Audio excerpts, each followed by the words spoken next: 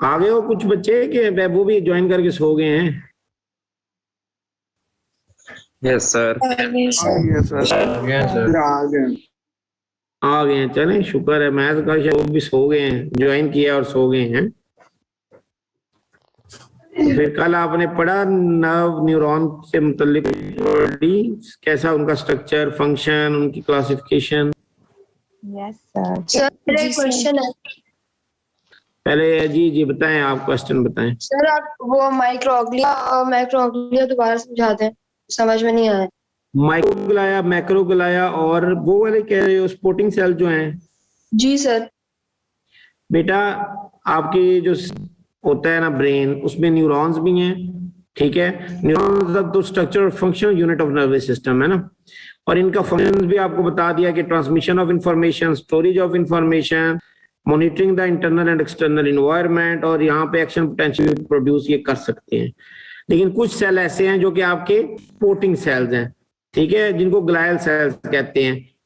ये न्यूरॉन की तरह बिल्कुल नर्व इंपल्स कंडक्ट नहीं करते, ना ये इनिशिएट कर सकते हैं एक्शन पोटेंशियल, लेकिन ये न्यूरॉन सपोर्ट जरूर करते हैं। इनकी 3 मेजर टाइप्स हैं, न्यूरोग्लाया, माइक्रोग्लाया एंड मैक्रोग्लाया।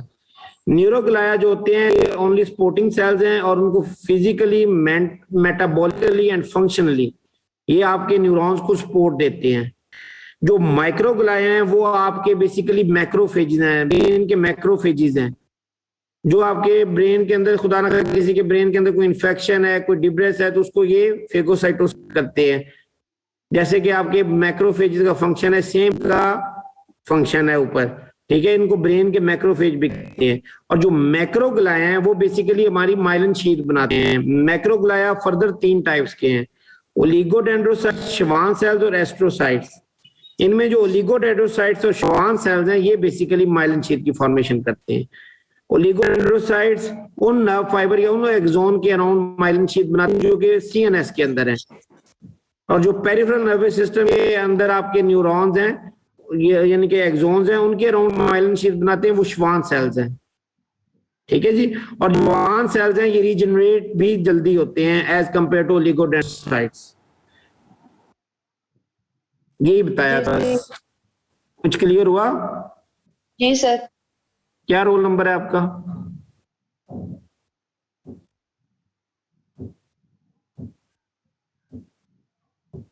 रोल नंबर क्या है बेटा? सर 78। 78। और ठीक हो गया, क्योंकि मुझे सामने नजर कोई नहीं आ रहा, पता नहीं ये क्या आवाज हुआ है। आपको क्या नाम शाम ही नहीं पता लग रहा? हाँ नहीं, अब आ गया, ठीक है। अच्छा और इशो, ठीक है। अच्छा जी, बाकी आप लोगों ने क्लासिफिकेशन पढ़ी सबने? Yes sir. चलो आज का जो हमारा टॉपिक होगा बेटा एक्सोनल और एक्सोप्लाज्मिक ट्रांसपोर्ट है, classification and properties of nerve है, ठीक है। यहां तक तो हम लाजमी पढ़ेंगे, और अगर इंशाल्लाह टाइम अगर 10-15 मिनट और हमें मिल गया तो हम नर्व रीजनरेशन भी आज ही खत्म कर लेंगे, ताकि उसके लिए एक अलग लेक्चर ना हो, क्योंकि वो सिर्फ 15 से 20 मिनट का टॉपिक। चलिए अब 100 स्टूडेंट हैं तो मैं स्टार्ट लेता हूं। कोशिश करो बच्चे साथ साथ पढ़ने की प्लीज, जो ना समझ आए उसी टाइम पूछने के। और आप लोगों का भी रोजा है, मेरा भी जाहिर बात है आज रोजा है, तो मैं स्लो स्लो चलूंगा ताकि वो एक स्लाइड को मुझे बार ना बोलना पड़े। लेकिन आप कहोगे तो मैं बोल लूंगा, आपको ना समझ आए तो आप दोबारा पूछ सकते हो।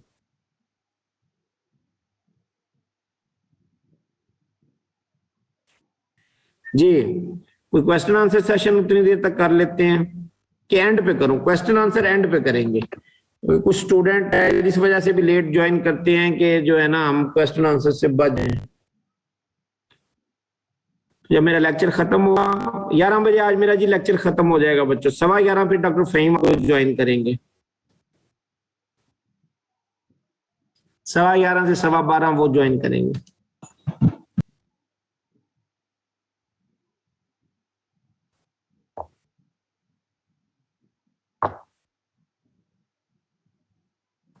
हम अभी 10:30 तक पढ़ते हैं, उसके बाद फिर आप लोगों से सुना जाएगा और अटेंडेंस भी मार्क उसकी बेस पे होगी।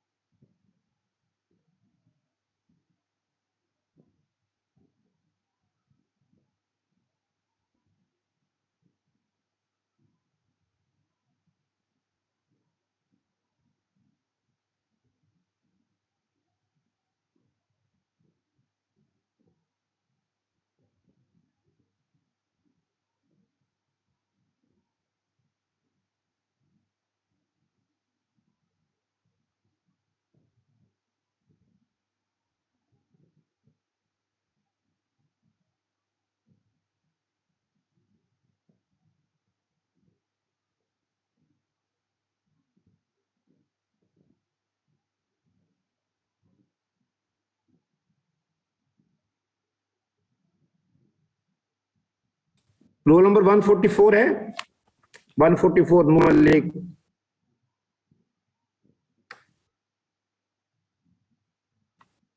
वन 144।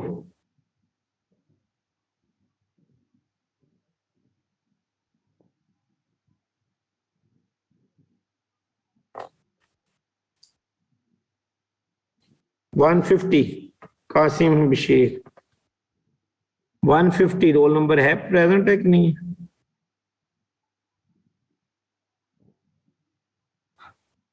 बच्चों मेरी आवाज आ रही है? Yes, sir. Yes, sir. चलो ठीक है, कासिम भी एब्सेंट है और नूर मलिक भी एब्सेंट है, ठीक है जी।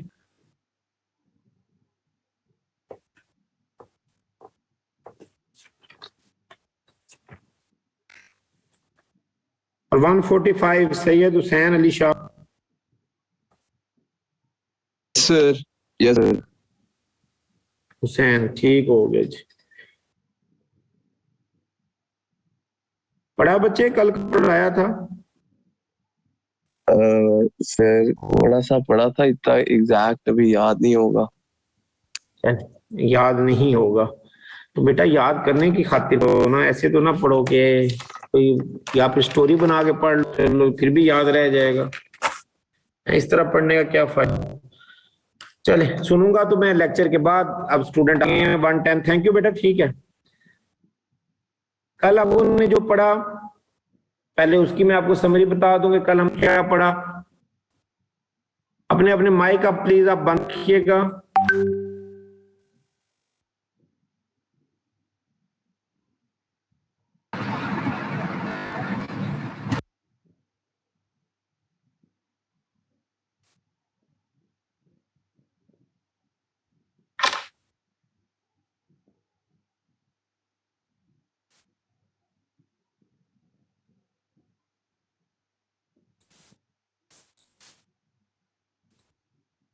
हाँ जी, सबसे पहले तो मैं आपको बता दूं कि हम लोगों ने कल क्या पढ़ा। ठीक है, उसको एक दफा समराइज लेते हैं। हमने कल पढ़ा कि नर्वस सिस्टम के दो पार्ट हैं, central nervous system, peripheral nervous system. Central nervous system में ब्रेन और स्पाइनल कॉर्ड है, और पेरिफेरल नर्वस सिस्टम में आपकी नर्व्स हैं, cranial and spinal nerves. Peripheral nervous system basically connect करता है सीएनएस को आपके रिसेप्टर्स और इफेक्टर ऑर्गन्स के साथ। इसमें फिर आगे हमने फर्दर पढ़ा कि जो आपका एफरेंट डिवीजन है, वो जो इफरेंट है वो मैसेज आपके ब्रेन से आपके इफेक्टर्स तक लेके आते हैं, एफरेंट आपके रिसेप्टर से मैसेज आपके ब्रेन तक लेके जाते हैं। एफरेंट जो है वो मैसेज लेके ब्रेन तक जाते हैं, ब्रेन के अंदर इंटरप्रिटेशन होती है, वहां से मैसेज आता है इफरेंट डिवीजन के थ्रू, और इफरेंट डिवीजन फर्दर आगे ऑटोनॉमिक नर्वस सिस्टम के थ्रू आपके स्मूथ ऑप्टिक मसल और ग्लैंड्स तक मैसेज पहुंचाते हैं, और सोमैटिक नर्वस सिस्टम के थ्रू स्केलेटल मसल तक मैसेज पहुंचाते हैं। नर्वस टिश्यू के बारे में पता था कि इसकी 3 बेसिक फंक्शन है, सेंस और डिटेक्ट करना कोई भी चीज हुई है, ठीक है, इंटरप्रेट करना और उसके बारे में एक्ट करना। न्यूरॉन को हमने कहा था, सेल को हमने कहा था basic structure and functional unit of nervous system, और इसकी 3 कैरेक्टरिस्टिक्स हमने कहा कि याद रखनी है, लॉन्गेविटी, एमाइटोटिक और हाई मेटाबॉलिक रेट। फंक्शन में बताया था कि transmission of information, storage of information, monitoring environment external और इंटरनल, और प्रोड्यूस एक्शन पोटेंशियल। इसके हमने स्ट्रक्चर देखा तो हमने कहा था एक सेल बॉडी और इसके 2 प्रोसेसेस होते हैं, एक्सोन और डेंड्राइट्स, ठीक है। और फिर ये स्ट्रक्चर देखा, ये मल्टीपोलर न्यूरॉन का स्ट्रक्चर है जिसमें एक सेल बॉडी से मल्टीपल पोल निकल रहे हैं, एक पोल एक्सोन का निकल रहा है, बाकी डिफरेंट पोल्स डेंड्राइट्स के निकल रहे हैं। सेल बॉडी में यही बताया था कि सेम सेल की तरह उसमें पूरी ऑर्गेनेलिज होती हैं, ठीक है, एक्सेप्ट सेंट्रियोल नहीं होती, क्योंकि इसमें सेल डिवीजन नहीं होनी होती। जो इसकी रफ एंडोप्लाज्मिक रेटिकुलम और राइबोसोम्स हैं, जो प्रोटीन सिंथेसिस में जिसका रोल है, उसको आप निसल बॉडीज कहते हो, ठीक है। और निसल बॉडीज आपकी सेल बॉडी में भी प्रेजेंट हैं, डेंड्राइट्स में भी, लेकिन एक्सोन में वो नहीं होती है, एक्सोन हाइलोक और उसके आगे नहीं होती। What is axon हाइलोक?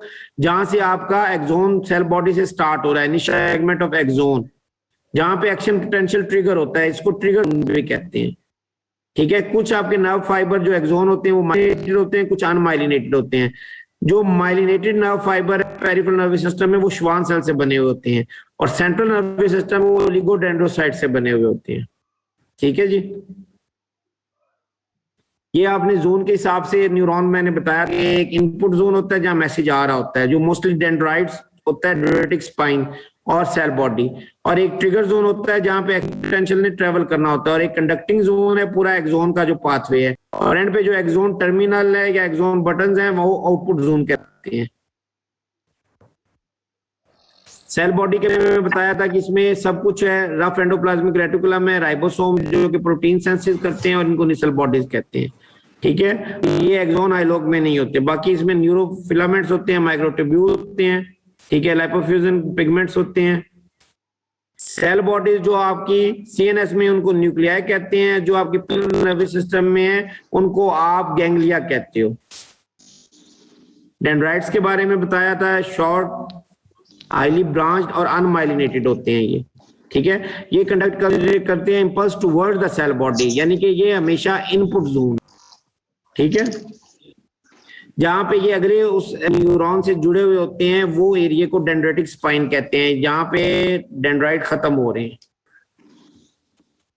एक्सोन के बारे में भी इस तरह बताया था, ट्रिगर जोन, इनिशियल सेगमेंट या एक्सोन हाइलोक बताया था, कोलैटरल बताया था, और दे कंटेन और ग्रैन्यूल्स और vesicles in which the synaptic transmission synaptic transmitters, या जिसको आप न्यूरोट्रांसमीटर कहते हो, secreted by the nerves rod. An impulse reach at axon terminal, वहां पे जैसे ही वो इंपल्स पहुंचती है तो वहां पे न्यूरोट्रांसमीटर रिलीज होते हैं। अब डिपेंड करता है मैसेज क्या एक्साइटेटरी है या इनहिबिटरी है, और न्यूरोट्रांसमीटर आपके साइनेप्स में रिलीज होते हैं, फिर वो आगे जाके अटैच होते हैं पोस्ट साइनेप्टिक न्यूरॉन की मेम्ब्रेन के ऊपर, उसके रिसेप्टर्स होते हैं। Long axon is called long nerve fibre is known as axon, या long axon is called nerve fibre, ठीक है। और axon contain all organelles which are present dendrites and cell body except Nissl bodies and Golgi apparatus, जो कि protein synthesis में role play करते हैं। और यहाँ से एक एमसीक्यू आता है कि कहाँ प्रोटीन सेंसिस नहीं होती तो एक्सोन में नहीं होती, ये डिपेंडेंट होता है सेल बॉडी के ऊपर, ठीक है। फिर हमने ये बताया अदर सपोर्टिंग सेल्स, जो मैं अभी शुरू में भी एक बच्ची ने क्वेश्चन पूछा तो उसको मैंने एक्सप्लेन किया कि these are actually supporting cells. Neuroglia basically support करते हैं फिजिकली, मेटाबॉलिकली और functionally. Microglia basically macrophages of CNS, ठीक है। और मैक्रोग्लाया बेसिकली ये माइलिन शीथ बनाते हैं, इनमें ओलिगोडेंड्रोसाइट्स और शवान सेल्स आ जाते हैं। क्लासिफिकेशन ऑफ न्यूरॉन हमने कल पढ़ा था कि स्ट्रक्चर क्लासिफिकेशन होता है यूनिपोलर, बाइपोलर, मल्टीपोलर, और फंक्शनल क्लासिफिकेशन होता है सेंसरी मैसेज लेके जा रहे हैं, मोटर जो मैसेज वापस ला रहे हैं, इंटरन्यूरॉन जो एसोसिएटेड होते हैं। न्यूरोट्रांसमीटर की बेस पे भी क्या नाम रखा गया है कि जिन न्यूरॉन से जो न्यूरोट्रांसमीटर रिलीज होता है उसी की बेस पे उसका नाम है। अगर एसिटाइलकोलिन रिलीज हो रहा है तो कोलिनर्जिक न्यूरॉन, अगर एड्रेनालिन रिलीज हो रहा है तो एड्रेनर्जिक न्यूरॉन, अगर डोपामीन रिलीज हो रहा है तो डोपामिनर्जिक न्यूरॉन। और उसके इफेक्ट की बेस पे भी आप कह सकते हो ये एक्साइटेटरी न्यूरॉन है, ये इनहिबिटरी न्यूरॉन है, डिपेंड अपॉन कौन सा न्यूरोट्रांसमीटर, उसका फंक्शन क्या है उस न्यूरोट्रांसमीटर का जो रिलीज हो रहा है। Depending upon the length of axon, Golgi type 1 और गोल्जी टाइप 2। लॉन्ग लेंथ वालों को आप गोल्जी टाइप 1 कहते हो और शॉर्ट लेंथ वालों को गोल्जी टाइप 2 कहते हो, और शॉर्ट वाले विद इन सीएनएस होते हैं, और गोल्जी टाइप 1 जो है वो आपके पैर तक भी जाती हैं। एमसीक्यू मैंने कहा था ये सारे एमसीक्यू हैं जो अंडरलाइन हुए हैं। मल्टीपोलर है, मोस्ट कॉमन होते हैं, बाइपोलर रेटिना, इनर ईयर और अल्फैक्टरी में होते हैं, यूनिपोलर जो है ये ऑलवेज सेंसरी है, ठीक है। और ये स्ट्रक्चर बताया हुआ है कि किस तरह से आपने क्यों इनको मल्टीपोलर, बाइपोलर और यूनिपोलर कहा, ये मैंने कल बताया था। फंक्शनल क्लासिफिकेशन की भी बात हो गई थी, गोल्जी टाइप 1, गोल्जी टाइप 2 और न्यूरोट्रांसमीटर की बेस पे भी इसकी बात होती थी। यहां तक हमने कल पढ़ा था जी। कल के टॉपिक में कोई क्वेश्चन उम्मीद है अब नहीं होगा, क्योंकि मैंने अब रिपीट भी कर लिया, किसी को है तो वो भी पूछ सकता है।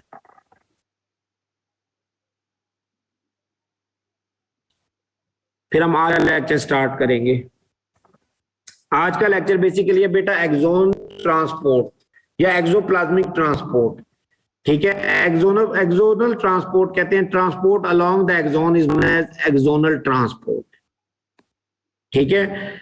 अब एक एग्जांपल मैं आपको ये दूंगा, जैसे फॉर एग्जांपल प्रोटीन की सिंथेसिस कहां पे हो रही है, प्रोटीन की सिंथेसिस हो रही है सेल बॉडी में।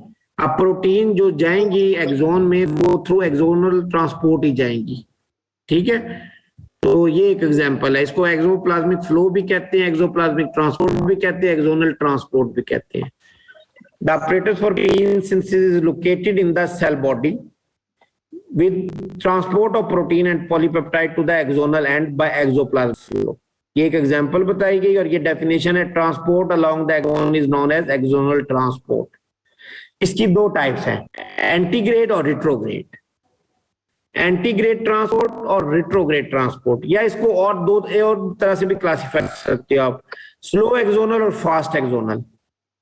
Slow axonal is always anterograde and fast axonal is may anterograde और मे बी रिट्रोग्रेड, ठीक है। अब आप दो तरह से क्लासिफाई इसको कर सकते हैं एक्सोनल ट्रांसपोर्ट को, कि या तो आप लिख दो कि एंटीग्रेड और रिट्रोग्रेड। एंटीग्रेड जो होती है वो स्लो एक्सोनल भी हो सकती है, फास्ट एक्सोनल भी, और रिट्रोग्रेड जो है वो ऑलवेज फास्ट एक्सोनल होती है। या आप लिख सकते हो slow axonal, fast axonal. Slow axonal के आगे लिख दो एंटीग्रेड, ऑलवेज एंटीग्रेड, और फास्ट एक्सोनल के आगे लिख दो मे बी एंटीग्रेड और रिट्रोग्रेड। ये अब आप पे डिपेंड करता है आप क्लासिफिकेशन किस तरह से करना चाहते हो, ठीक है। मैंने इधर आपको इस तरह से बताया, आगे वो भी बताओ स्लो और फास्ट के उसमें भी, लेकिन यहाँ पे मैंने बताया कि axonal transport is basically transport along the axon. One of the typical example is protein synthesis which is in cell body of neuron, और सेल बॉडी न्यूरॉन में हो रही है और एक्सोन में नहीं हो रही, तो ये प्रोटीन एक्सोन तक भी पहुंचनी है। किसके थ्रू पहुंचेगी? ट्रांसपोर्ट के थ्रू ही पहुंचेगी, उसको एक्सोनल ट्रांसपोर्ट कहेंगे, ठीक है जी। इसकी दो टाइप्स हैं, एंटीग्रेड और रिट्रोग्रेड। एंटीग्रेड वो ट्रांसपोर्ट है जो सीधी सीधी है, यानी कि सेल बॉडी से एक्सोन की तरफ जा रही है, ठीक है, सेल बॉडी से एक्सोन की तरफ आ रही है। ये स्लो एक्सोनल भी हो सकती है और फास्ट एक्सोनल भी हो सकती है, ठीक है जी। और इसमें हमेशा प्रोटीन की एक एग्जांपल आप दे सकते हो कि कुछ प्रोटीन उधर जा रही हैं आपकी, के जो कि आपकी सेल बॉडी में सिंथेसाइज हो रही है और जा रही है, ठीक है,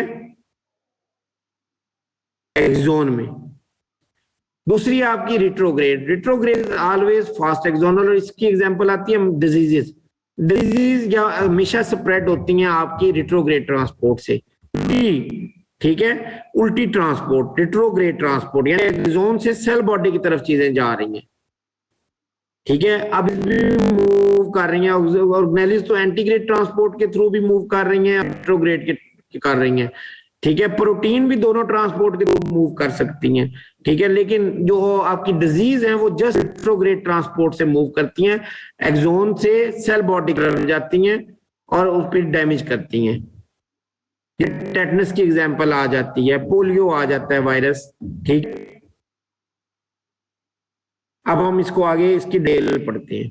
एंटीग्रेड फास्ट दोनों होंगी जी, फास्ट दोनों होंगी, फास्ट दोनों होंगी ना? पास दोनों हो सकती हैं जी। ये आगे पढ़ाने लगा बेटा, वो तो स्लाइड हिसाब से मैंने एक दफा आपको वर्बली बता दिया, अब आगे बताने लगा। Antegrade transport it occur along microtubules from cell body to axon. Protein formed in cell body travel through this transport. Kinesin protein involve होते हैं एंटीग्रेट ट्रांसपोर्ट में, ऑलवेज काइनेसिन प्रोटीन इन्वॉल्व होती है। ये आपने याद रखना है, एमसीक्यू में पूछ लेते हैं कि एंटीग्रेट ट्रांसपोर्ट में कौन सी प्रोटीन है, काइनेसिन। ठीक है, या से ये भी पूछा जा सकता है कि एक्सोनल ट्रांसपोर्ट में कौन कौन सी प्रोटीन इन्वॉल्व है, तो उसमें काइनेसिन आ जाती है, डाइनिन आ जाती है और ट्यूबिन आ जाती है। ठीक है, तो ये डिफरेंट प्रोटीन्स और भी 3-4 नाम होंगे, लेकिन हम अब फोकस करेंगे 2 प्रोटीन के ऊपर, काइनेसिन और डाइनिन। काइनेसिन प्रोटीन इन्वॉल्व होती है एंटीग्रेट ट्रांसपोर्ट में, और डाइनिन प्रोटीन इन्वॉल्व होती है रिट्रोग्रेड ट्रांसपोर्ट में। डाइन से याद रख लेना कि उल्टे पांव, उल्टी ट्रांसपोर्ट। ठीक है, डाइनिन प्रोटीन। खैर, अभी हम एंटीग्रेड की बात कर रहे हैं। It occur along microtubules cell body to axon terminal.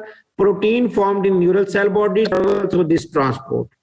काइनेसिन protein involve होती है, इसकी 2 फॉर्म्स हैं, स्लो एक्सोनल और fast axonal. Slow axonal movement in one direction only, सिर्फ एंटीग्रेड ट्रांसपोर्ट होती है। ठीक है, which is away from cell body and always anterograde. Movement होती है 1 to 10 mm पर डे हिसाब से। फास्ट एक्सोनल जो होती हैं, इसके थ्रू ऑर्गेनेलिस भी मूव करती हैं, कुछ मटेरियल्स भी मूव करते हैं अलोंग माइक्रोट्यूब्यूल, जिनकी स्पीड होती है 200 to 400 mm पर डे। ये एंटीग्रेड भी हो सकती है, रिट्रोग्रेड भी हो सकती है, यानी कि ऑर्गेनेलिस किस तरह ट्रेवल कर सकती हैं, एक्सोन से सेल बॉडी और सेल बॉडी से एक्सोन की तरफ ट्रेवल कर सकती हैं, एंटीग्रेड भी और रिट्रोग्रेड भी। ठीक है जी, अब आ जाता है retrograde transport and disease. It occurs in opposite direction from axon to cell body along microtubules, और इसका रेट 200 mm होता है, जो कि रेट है आपका फास्ट एक्सोनल का। तो इससे आप लगाओ, it is always fast axonal. ठीक है, डाइनिन प्रोटीन इन्वॉल्व होती है, और डिजीजेस रिलेटेड जो होती हैं इस एक्सोनल ट्रांसपोर्ट के थ्रू डिजीज स्प्रेड होती है। Axonal transport route by which toxin और pathogen reach neuron cell body. ठीक है, इसका एमसीक्यू में आ जाए एंटीग्रेड, रिट्रोग्रेड, तो आपने रिट्रोग्रेड को टिक करना है। वो ट्रांसपोर्ट जिसके थ्रू टॉक्सिन और पैथोजन स्प्रेड हो रही है। एग्जाम्पल उन्हें टेटनस बताई है, ठीक है, पोलियो है, सिंप्लेक्स वायरस है, रेबीज है, ये सीएनएस तक पहुंचते हैं ट्रांसपोर्ट के थ्रू, उल्टी ट्रांसपोर्ट के थ्रू। ठीक हो गया जी। मतलब ये डिजीज कॉज करती है ये रिट्रोग्रेड ट्रांसपोर्ट? डिजीज जो वायरस है वो स्प्रेड के थ्रू होता है। ठीक है, कॉज नहीं करती बेटा, कॉज करता है वायरस, करता है ना। रेबीज वायरस है, पोलियो वायरस है, हर्पिस सिंप्लेक्स वायरस है, क्लोस्ट्रीडियम टेटनाई बैक्टीरिया है, टेटनस जो कर रहा है। ठीक है, तो कॉज तो इनको बैक्टीरिया और वायरस कर रहे हैं ना, पैरासाइट्स कर रहे हैं, आप कह सकते हो बैक्टीरिया कर रहे हैं, आपके वायरस कर रहे हैं। लेकिन ये फैल जो रही है, वो ट्रांसपोर्ट जो हो रही है आपकी पेरिफेरल ब्रेन की तरफ जो जा रही है, वो आपकी एक्सोनल ट्रांसपोर्ट के थ्रू जा रही है। कौन सी एक्सोनल ट्रांसपोर्ट? Retrograde transport. ये एक डायग्राम है, इसको भी देख लो। ये जो आपके एरो आ रहे हैं, एक्सोन से सेल बॉडी की तरफ ट्रांसपोर्ट आ रही है। ठीक है, और इसमें जो प्रोटीन इन्वॉल्व है, डाइनिन प्रोटीन इन्वॉल्व है। ठीक है, और दिस इज रिट्रोग्रेड ट्रांसपोर्ट। और जो ये ऊपर जा रही है, ये सेल बॉडी से एक्सोन की तरफ जा रही है और it is called anterograde transport, protein called है काइनेसिन। जी, एक्सोनल ट्रांसपोर्ट वो ट्रांसपोर्ट जो कि अलोंग द एक्सोन हो रही है, ठीक है। इसकी दो टाइप्स हैं, एंटीग्रेड और रिट्रोग्रेड। एंटीग्रेड जो होती है वो स्लो एक्सोनल भी होती है, फास्ट एक्सोनल भी होती है। एग्जाम्पल आप प्रोटीन्स की भी दे सकते हो, ऑर्गेनेल्स की भी इसमें दे सकते हो। रिट्रोग्रेड में ऑर्गेनेल्स की भी एग्जाम्पल आएगी क्योंकि वो भी फास्ट एक्सोनल है, ठीक है, और वो फास्ट एक्सोनल होती है और उसमें ऑर्गेनेल्स की भी एग्जाम्पल आ सकती है, लेकिन डिजीज जो स्प्रेड होती है वो भी आपकी रिट्रोग्रेड से होती है। जो फास्ट एक्सोन की स्पीड है वो 200 mm पर डे के हिसाब से है, ठीक है, 100 से 200 mm पर डे के हिसाब से। प्रोटीन इन्वॉल्व इन जो आपकी रिट्रोग्रेड में इन्वॉल्व हो रही है, उल्टी ट्रांसपोर्ट में जो इन्वॉल्व हो रही है वो आपकी डाइनिन प्रोटीन है, और जो आपकी एंटीग्रेड में हो रही है वो काइनेसिन प्रोटीन है, ठीक है जी। आप चाहे इसकी आप classification slow axonal fast axonal लिख के आगे नीचे स्लो एक्सोनल के नीचे लिख दो always anterograde, fast axonal is all may be anterograde may be retrograde, और फिर एंटीग्रेड और रिट्रोग्रेड की डेफिनेशन लिख दो और प्रोटीन्स वगैरह लिख दो, या आप एंटीग्रेड रिट्रोग्रेड कर उसके अंदर फिर स्लो एक्सोनल फास्ट एक्सोनल कर दो, ये आपकी मर्जी है। चलें जी, अब आ जाए नर्व फाइबर पे। Large axons are called nerve fibre which arises from the cell body, ठीक है जी। इसकी भी क्लासिफिकेशन न्यूरॉन की तरह ही होगी, स्ट्रक्चर क्लासिफिकेशन होगी, लेकिन उधर तो हमने स्ट्रक्चर ये कहा था ना, यूनिपोलर, बाइपोलर, मल्टीपोलर, क्योंकि पूरे न्यूरॉन को हम डिस्कस कर रहे थे। अब यहाँ हम सिर्फ एक्सोन को यानी कि नर्व फाइबर को डिस्कस कर रहे हैं, ठीक है। तो structure may be myelinated may be unmyelinated. Myelinated nerve fibre वो नर्व फाइबर है जिनके अराउंड माइलिन शीथ होगी, ठीक है, और अनमाइलिनेटेड जिनके अराउंड माइलिन शीथ नहीं होगी। माइलिन शीथ कौन बनाता है? आपके श्वान सेल्स बनाते हैं। इसके आगे जाके हम कंपोजिशन पढ़ेंगे। स्फिंगोलिपिड्स होता है, स्फिंगोमाइलिन होता है, प्रोटीन्स होती हैं, ठीक है। दूसरी क्लासिफिकेशन है जी फंक्शनल क्लासिफिकेशन। फंक्शनल में आप सेंसरी फाइबर और मोटर फाइबर भी लिख सकते हो, या एफरेंट और इफरेंट भी लिख सकते हो। एफ फाइबर वो बच्चे फाइबर हैं जो आपके मैसेज आपके ब्रेन तक पहुंचा रहे हैं, ठीक है, और इफरेंट जो ब्रेन से आपके वापस मैसेज आ रहे हैं उसको मोटर फाइबर भी कहते हो। तो आपकी मर्जी है, फंक्शन में आप सेंसरी मोटर लिखना चाहते हो तो लिख लो, और एफरेंट इफरेंट लिखना चाहते हो तो लिख लो, ठीक है जी। तो ये दो क्लासिफिकेशन आपने याद रखनी है। उसके बाद आ जाता है डिपेंड अपॉन रीजन कि कहां से एक्सोन निकल रहा है। अगर तो क्रेनियल से निकल रहा है तो उसको आप क्रेनियल कहोगे नर्व फाइबर, और अगर स्पाइनल से है तो spinal nerve fibre. Site of origin की बेस के ऊपर आप इसको क्लास नाम दे सकते हो।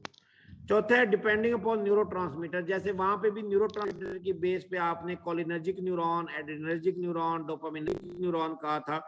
यहाँ पे भी आप फाइबर, जारी बात है ये एक्सोन टर्मिनल न्यूरोट्रांसमीटर रिलीज हो रहे हैं ना, टर्मिनल बटन में पड़े हुए हैं, उधर वेसिकल्स के अंदर इंक्लोज है। तो वहां से जब ये रिलीज होंगे तो ये बेस पे उस फाइबर का नाम होगा ये। और इसको आप बिल्कुल उसके फंक्शन की बेस पे भी फाइबर का नाम सकते हो कि एक्साइटेटरी नर्व फाइबर है कि इनहिबिटरी नर्व फाइबर है। ये एक और क्लासिफिकेशन आप ऐड कर सकते हो, एक्साइटेटरी नर्व फाइबर और इनहिबिटरी नर्व फाइबर, ठीक है जी। अब आगे डिपेंड अपॉन डायामीटर और वेलोसिटी। अब इसमें पहले तो ए बी सी फाइबर याद रख लेना, ठीक है, ए बी और सी फाइबर। सबसे ज्यादा वेलोसिटी उसी की होगी जिसका डायमीटर ज्यादा होगा, ठीक है जी। तो सबसे ज्यादा ए बी सी में से ए फाइबर की वेलोसिटी और डायमीटर होगा, ये एमसीक्यू है। सबसे कम सी टाइप फाइबर का डायमीटर और वेलोसिटी होगा, ठीक है। इस टेबल को आपने इस तरह से याद रखना है कि इसमें से एमसीक्यू आ जाए तो आप अटेम्प्ट कर सको कि ए बी सी तो पूछेंगे तो आप आराम से कर लोगे कि ए फाइबर जो है वो सबसे ज्यादा उसका डायमीटर और वेलोसिटी है और सी की सबसे कम है। लेकिन अगर वो पूछते हैं ए डेल्टा की है और कि सी टाइप की है तो फिर आपने ए डेल्टा को टिक करना है, ठीक है। और अगर ए अल्फा बीटा गामा डेल्टा उस हिसाब से इसका डायमीटर कम होता जाएगा और वेलोसिटी भी कम होती जाएगी। तो काइंडली इसको सिर्फ इस तरह से याद कर लेना कि आपको पता हो जी। ये सारी वैल्यूज याद करनी है हमने। बिल्कुल याद करनी, मैं यही तो आपको बता रहा हूं। वैल्यूज याद नहीं करनी, लेकिन पता होना चाहिए कि सबसे ज्यादा डायमीटर वेलोसिटी कौन से फाइबर की है, तो आपने ए बी सी के अंदर ए को टिक करना है। फिर अगर ए अल्फा, ए बीटा, ए गैमा, ए डेल्टा दिया होगा तो सबसे पहले आपको पता होना चाहिए सबसे कम किसकी है, तो ए डेल्टा की कम है। ठीक है, कम ज्यादा याद कर लो, वैल्यूज बेशक ना याद करो। ठीक है, ठीक है सर। जो फास्ट ट्रांसमिशन होती है, सबसे फास्ट अगर मैं कहूं तो वो ए अल्फा होती है, और सबसे स्लो जो ट्रांसमिशन करते हैं वो सी टाइप फाइबर करते हैं। ए फाइबर की कौन सी टाइप सबसे स्लो करती है, तो वो ए डेल्टा करती है। ठीक है, बस इतना याद रख लो, ये आपके वाइवा में भी पूछ लेते हैं, और जब पेन आगे आप पढ़ोगे सीएनएस के अंदर, खैर वो तो आपका सेकंड ईयर में, लेकिन उसमें दोबारा ये रिकॉल चीजें करनी पड़ती हैं। उसमें भी वो पूछते हैं कि फास्ट पेन के फाइबर कौन से हैं, स्लो पेन के फाइबर कौन से हैं, टच के कौन से हैं, प्रेशर के कौन फाइबर्स हैं। तो उसमें आपको फिर इस तरह से इनकी स्पीड अगर वेलोसिटी पता होगा तो अच्छा रहेगा। अभी यहाँ पे आप फास्ट ट्रांसमिशन के फाइबर याद करो कौन से हैं, वो ए अल्फा है, और स्लो ट्रांसमिशन कौन फाइबर से हो रही है, वो सी टाइप फाइबर से हो रही है। ए फाइबर में स्लो ट्रांसमिशन डेल्टा से हो रही है। फिर क्लासिफिकेशन है, उसमें आप ग्रुप्स में इसको डिवाइड करते हो, ग्रुप 1 2 3 4। ठीक है जी, 4 ग्रुप्स हैं सेंसरी क्लासिफिकेशन के हिसाब से। अब स्ट्रक्चर ऑफ फाइबर, चलें जी, क्लासिफिकेशन में कोई मसला? मैंने आपको बताया सबसे पहले स्ट्रक्चर माइलिनेटेड है कि अनमाइलिनेटेड है। फंक्शन मैसेज जो लेके जा रहे हैं वो सेंसरी और एफरेंट है, जो मैसेज वापस ला रहे हैं वो इफरेंट और मोटर है। न्यूरोट्रांसमीटर के बेस पे, ठीक है, वेलोसिटी और डायमीटर की बेस पे, न्यूरोट्रांसमीटर के फंक्शन की बेस पे, और आप ऑन सेंसरी क्लासिफिकेशन।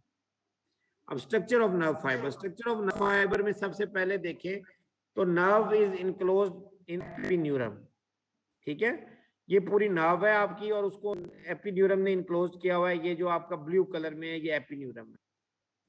ठीक है, और एपिन्यूरल is covered by epineural sheath, ये येलो वाली एपिन्यूरल शीथ है। फिर आप आगे देखो तो नर्व फाइबर इनक्लोज्ड है पेरिन्यूरम के अंदर, और नर्व फाइबर अगर आप देखोगे तो उसके अंदर मल्टीपल फाइबर्स हैं। ठीक है, कुछ माइलिनेटेड है, कुछ अनमाइलिनेटेड है। जो माइलिनेटेड फाइबर हैं उनके ऊपर पहले माइलिन शीथ है, ये व्हाइट वाली, और माइलिन शीथ के ऊपर फिर न्यूरोलीमा या एंडोन्यूरम है, ये ग्रीन वाला। और जो अनमाइलिनेटेड है उनमें एंडोन्यूरम या न्यूरोलीमा डायरेक्टली अटैच्ड है। ये एमसीक्यू है कि कौन से नर्व फाइबर हैं जिसमें एंडोन्यूरम को ही न्यूरोलीमा कहते हैं, कि जिसके में एंडोन्यूरम के साथ डायरेक्टली आपका वो अटैच्ड है एक्सोन, तो वो आपके अनमाइलिनेटेड है। और अनमाइलिनेटेड में एंडोन्यूरम या न्यूरोलीमा किसके थ्रू अटैच्ड है, थ्रू माइलिन शीथ, बीच में माइलिन शीथ आ जाती है ये व्हाइट वाली। फिर ये एंडोन्यूरम जो है ये इनक्लोज्ड है पेरिन्यूरम के अंदर, पेरिन्यूरम जो इनक्लोज्ड है वो एपिन्यूरम, और एपिन्यूरम के ऊपर शीट है जिसको एपिन्यूरल शीट कहते हैं। नर्व फाइबर का जो कलर आप देखोगे व्हाइट, वो भी आपका माइलिन शीट ऐसे होता है। ज्यादातर व्हाइट कलर के जो नर्व फाइबर होते हैं वो माइलिनेटेड नर्व फाइबर होते हैं, और येलोइश कलर के जो नर्व फाइबर होते हैं, या आप ग्रीनिश सा कलर देख लो, या लाइट आप कह सकते हो व्हाइट कलर, अनमाइलिनेटेड होते हैं। व्हाइट कलर के जो बिल्कुल प्योर व्हाइट कलर के फाइबर होते हैं वो माइलिनेटेड होते हैं, यानी कि नर्व फाइबर को व्हाइट कलर दे रहा है वो माइलिन शीट दे रहा है। ये आपने इसमें अगर एपिन्यूरम पेरिन्यूरम ना भी याद रहे, जो चीज याद रखने वाली है वो ये है कि माइलिनेटेड और अनमाइलिनेटेड दो नर्व फाइबर है। माइलिनेटेड के अराउंड माइलिन शीट है, और माइलिन शीट के ऊपर फिर एंडोन्यूरम अटैच्ड है, एंडोन्यूरम को न्यूरोलीमा कहते हैं। ठीक है, और माइलिन शीट जो है वो इंटरप्टेड है कुछ एरिया से, जिसको आप नोड ऑफ रेनर वायर कहते हो। ये वो साइट है जहां पे आपका एंडोन्यूरम डायरेक्ट अटैच्ड है। जैसे अनमाइलिनेटेड के ऊपर तो डायरेक्ट ही एंडोन्यूरम और न्यूरोलीमा अटैच्ड है ना, ये ग्रीन कलर वाला। ठीक है जी, तो ये पॉइंट याद रखने वाली है कि अनमाइलिनेटेड जो एक्सोन है या अनमाइलिनेटेड नर्व फाइबर है उसमें डायरेक्ट एंडोन्यूरम अटैच्ड है नर्व फाइबर के साथ, और माइलिनेटेड के में थ्रू माइलिन शीथ अटैच्ड है। लेकिन माइलिनेटेड में भी कुछ एरियाज ऐसे हैं जिसमें आपका एंडोन्यूरम न्यूरोलीमा डायरेक्ट अटैच्ड है, और वो है नोड ऑफ रेनर वायर। ठीक है जी, और फिर ये सर एंडोन्यूरम इसे पिछली साइड रिपीट कर दे, मेरा इंटरनेट सही नहीं आ रहा था। कौन सी बेटा? सर इससे पिछले स्ट्रक्चर के बारे में। स्ट्रक्चर ऑफ क्लासिफिकेशन के बाद रिपीट करूं? चलें जी, क्लासिफिकेशन ऑफ नर्व फाइबर पढ़ाया था बेटा, मैंने कहा था structure- तो सर खाली स्ट्रक्चर से शुरू करें। अच्छा, ये structure हाँ से- जी हाँ। नहीं, ये तो मैंने अभी बताई नहीं, मैं डायग्राम पहले बता के फिर डायग्राम की एक्सप्लेनेशन है ना, तो पहले मैं डायग्राम से आपको Okay, समझाने okay. की कोशिश कर Okay. रहा था ताकि एक्सप्लेनेशन आपको समझ आ जाए। चलें, अब बेटा डायग्राम में मैंने यही आपको समझाया कि आपने दो तरह के नर्व फाइबर है, माइलिनेटेड, अनमाइलिनेटेड। माइलिनेटेड के अराउंड माइलिन शीथ है और माइलिन शीथ बीच में इंटरप्टेड एरिया जिसको नोड ऑफ रेनर वायर कहते हैं। अब जो अनमाइलिनेटेड है उसे न्यूरोलीमा या एंडोन्यूरम जो ग्रीन कलर आपको नजर आ रहा है वो डायरेक्ट अटैच्ड है, लेकिन माइलिनेटेड में थ्रू माइलिन शीथ अटैच्ड है, लेकिन कई जगहों वो डायरेक्ट भी अटैच है, जैसे नोड ऑफ रेनर वायर है।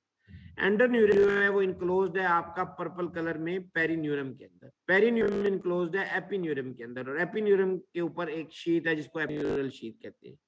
ठीक है जी, ये इसमें एक्सप्लेनेशन है। Covering of nerve is known as epineurium which is covered by epineural sheath. Nerve fibre is enclosed, क्योंकि एक नर्व के अंदर मल्टीपल नर्व फाइबर है। Nerve fibre is enclosed in covering called perineurium. Axon in nerve fibre enclosed by layer called endoneurium और neurolemma. ठीक है जी, अब ये न्यूरोलीमा जोन इनक्लोज्ड है एक लेयर जिसको एंडोन्यूरम या न्यूरोलीमा कहते हैं, इन केस ऑफ अनमाइलिनेटेड और in case of myelinated to myelin sheath. ठीक है, ये इसमें लिखा नहीं हुआ लेकिन मैंने डायग्राम में आपको बता दिया, समझा दिया। इसमें से एमसीक्यू बन सकते हैं।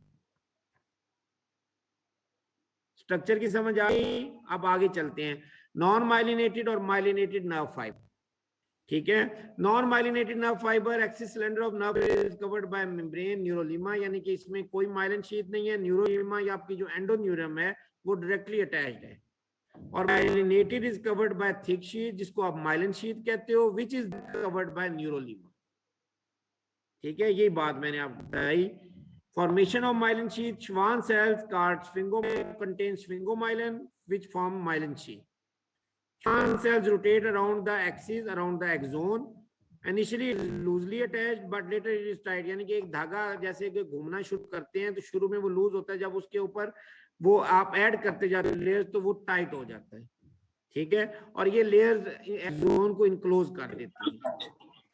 थिकनेस डिपेंड करती है कितने उसने वो वायरल किए या कितने आपके श्वान सेल्स ने थिक किया उसको, लेयर को।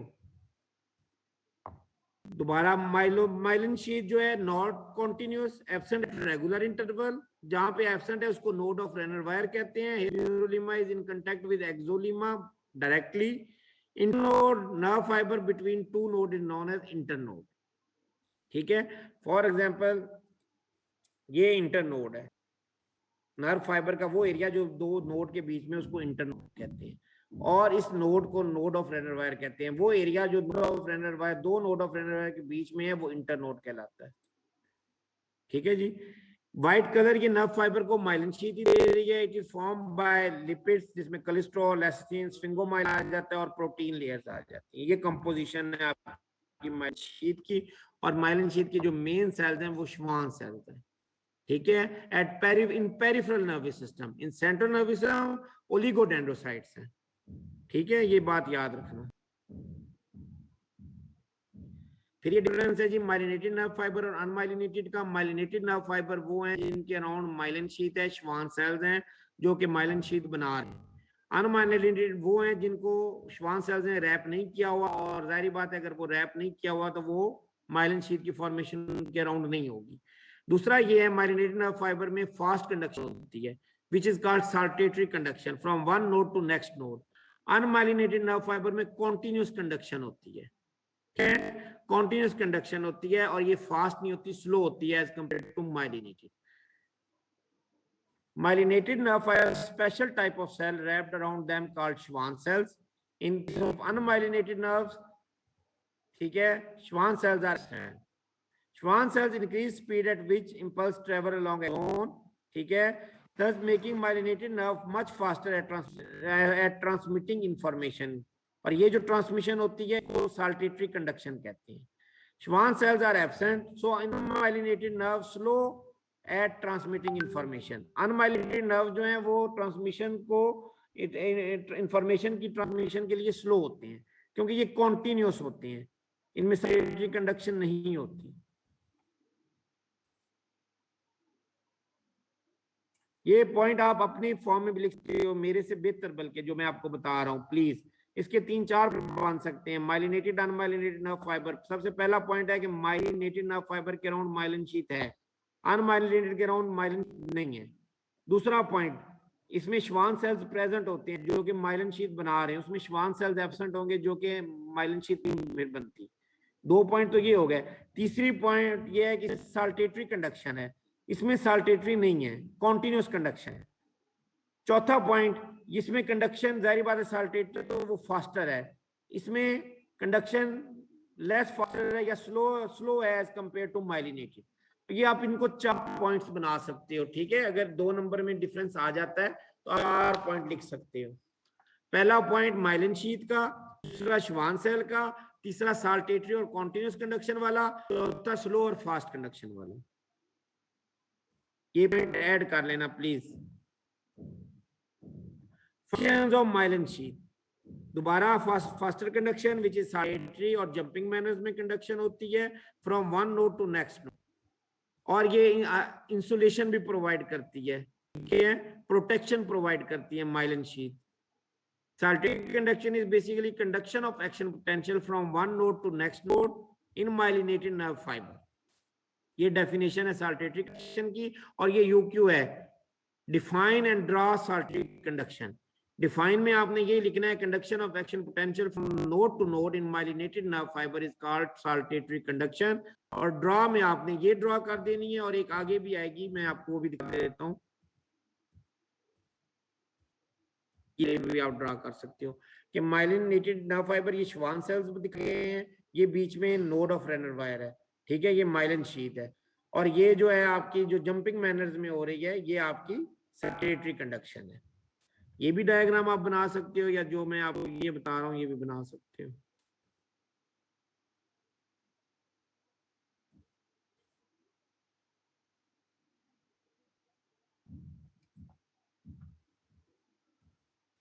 ठीक है जी। दूसरी ये डायग्राम है, इसमें आपके डेंड्राइट्स भी हैं, एक्सोन भी है, सेल बॉडी भी है, और एक्सोन के अराउंड ये जो आपके रेड नजर आ रही है ये आपकी माइलिन शीथ, बीच में ये नोड ऑफ रेनर वायर्स हैं, 2 नोड ऑफ रेनर वायर में एक पॉइंट है, उसको इंटरनोड कहते हैं, ठीक है।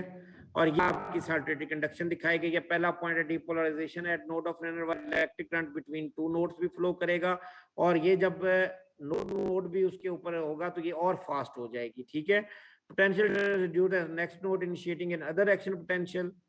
तो ये 3 पॉइंट आपने याद रखने, ये साल्टेटरी कंडक्शन में हो रहे हैं, ठीक है। ये अंदर बेसिकली अंदर भी कंडक्शन हो रही है, और फिर जब ये depolarisation at node of Ranvier भी हो रहा है तो उसमें electric current between 2 nodes flow करेगा, और उसके ऊपर जब डिपोलराइजेशन होगी तो वो और फास्ट हो जाएगा। यानी कि एक चीज चल रही है, जब एक नोड पे वो पॉइंट, उसको और ज्यादा पॉइंट मिल जाते हैं और वो और फास्टर हो जाती है, यानी कि यहाँ पे फिर उसको धक्के लगना शुरू होते हैं, और ये फास्टर होगी एज कंपेयर टू कॉन्टिन्यूस, जो कि यहाँ पे कुछ नहीं, अगर आपके अंदर अंदर ही सिर्फ ट्रेवल कर रही है तो वो स्लो होगी as compare to this one. तो आप ये भी डायग्राम बना सकते हो, वो भी डायग्राम बना सकते हो। चलें जी, प्रॉपर्टीज ऑफ नर्व फाइबर। यहाँ किसी को बच्चे ने कुछ पूछना हो, जो आज मैंने पढ़ाया बेटा, मैंने एक्सोनल ट्रांसपोर्ट पढ़ाई, उसकी 2 टाइप्स बताई, जो उनमें प्रोटीन इन्वॉल्व हो रही है उनका नाम बताया, फास्ट एक्सोनल क्या है, लो एक्सोनल क्या है, डिजीज कौन सी ट्रांसपोर्ट के थ्रू स्प्रेड होती है, वो बात हमने की। फिर हमने नर्व फाइबर की क्लासिफिकेशन की कि स्ट्रक्चरल क्लासिफिकेशन होती है, फंक्शनल क्लासिफिकेशन होती है, न्यूरोट्रांसमीटर की बेस पे, वेलोसिटी डायमीटर की बेस पे, और सेंसरी क्लासिफिकेशन। फिर हमने बात की कि आपकी जो है माइलिनेटेड और अनमाइलिनेटेड नर्व फाइबर, उनमें क्या डिफरेंस होता है। उनमें डिफरेंस की बात की कि माइलिनेटेड के अराउंड माइलिन शीथ होती है, श्वान सेल्स होते हैं, कंडक्शन उनकी फास्टर होती है, उनमें साल्टेटरी कंडक्शन होती है। अनमाइलिनेटेड में ये सारी चीजें नहीं होती। और एक और भी पॉइंट है कि न्यूरोलीमा जो होता है या एंडोन्यूरियम अनमाइलिनेटेड के ऊपर डायरेक्ट अटैच्ड है, और उसमें क्या है, थ्रू माइलिन शीथ अटैच्ड है। व्हाइट कलर जो नर्व फाइबर को मिल रहा है वो आपका, व्हाइट कलर जो मिल रहा है वो माइलिन शीथ की वजह से मिल रहा है, ठीक है जी। तो ये हमने बात की और साल्टेटरी कंडक्शन की डेफिनेशन देखी। अब हम बात करेंगे properties of nerve fibre. Properties of nerve fibre, जब लेक्चर हमने कल स्टार्ट किया था तो उसमें भी मैंने थोड़ा थोड़ा आपको हिंट दिया था, आप हम उसकी डिटेल पढ़ेंगे कि what is excitability, conductivity, all or none law, accommodation या अडेप्टेशन और रिफ्रैक्टरी पीरियड। एक्साइटेबिलिटी का क्या समझ आया था का आपको? थोड़ा सा मैंने आपको बताया था, आज डिटेल इंशाल्लाह पढ़ेंगे उसको। ये enumerate the properties of nerve fibre आ जाए तो आपने ये प्रॉपर्टीज उसकी एन्यूमरेट करनी है, इनलिस्ट करनी है।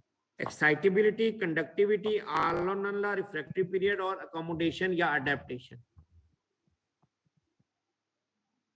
एक्साइटेबिलिटी के बाद कोई बताओगे?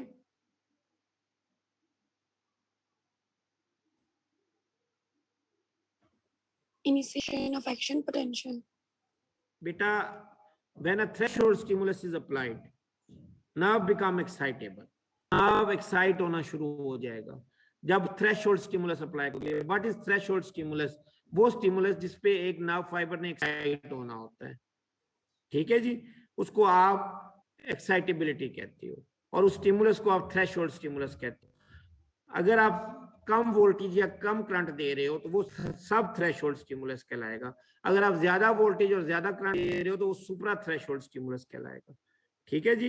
इसके लिए दो फैक्टर रिक्वायर्ड होते हैं, एक वोल्टेज होता है और दूसरा इंटेंसिटी ऑफ स्टिमुलस, ठीक है। लो वोल्टेज होगा तो ज्यादा टाइम लगेगा आपका एक्साइट होने में, जाहिर बात है थ्रेशोल्ड स्टिमुलस में पहुंचने के लिए ज्यादा टाइम लगेगा। अगर हाई वोल्टेज होगा तो कम टाइम लगेगा, जल्दी ही नर्व एक्साइट हो जाएगी, ठीक है। इसके मैंने यूनिट्स आपको बताए थे, 3 इसके यूनिट्स थे, रियो बेस, यूटिलाइजेशन टाइम एंड क्रोनेक्सी। ये बेटा यूक्यू है, 5 साल के पेपर उठाओ, 8 पेपर में ये मिलेगा। या तो आया होगा ड्रा स्ट्रेंथ ड्यूरेशन कर्व, या what's enumerate units of excitability, define units of excitability, ठीक है।